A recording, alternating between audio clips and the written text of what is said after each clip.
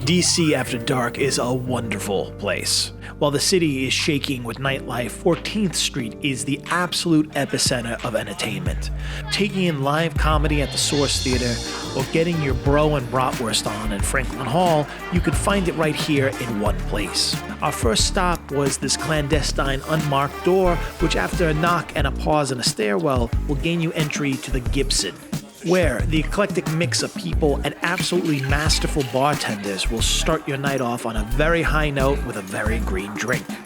If the weather is nice, then a stop at the Garden District is mandatory, with their festive patio brimming with a jaunty crowd as they feast on barbecue Sammies and cold pitchers of beer. Dialing it back a bit, just swing around the corner to the left door, which is located, through the left door of this dry cleaner right next door.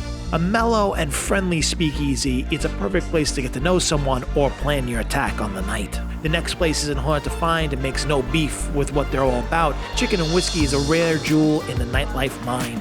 Up front is a positively delicious roast chicken joint, but if you venture in the back and slide past the fridge door, you'll enter a full-fledged disco.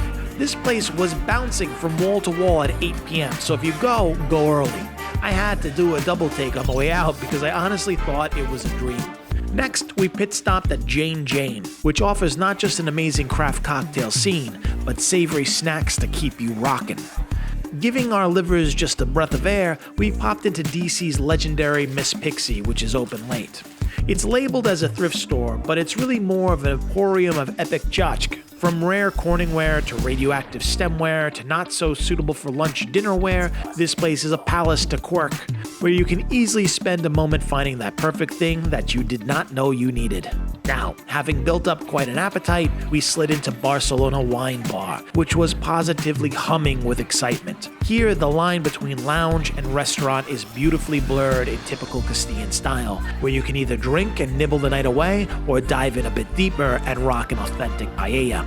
Next, we were told to roll the dice and take a chance on the Players Club.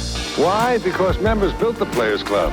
They told us what they wanted, and Players Club listened. And boy, did they, Telly Savalas, delivering on a subterranean pleasure palace that lets your nostalgia run wild.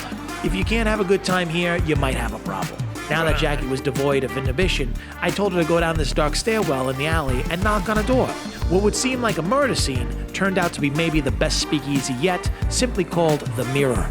There's no cameras allowed inside, so you best go see for yourself. Last, to put a nail in a night's coffin, we washed up on the shore of Saks, which you don't need directions to, you just need to follow the faint thumping sound that permeates the city.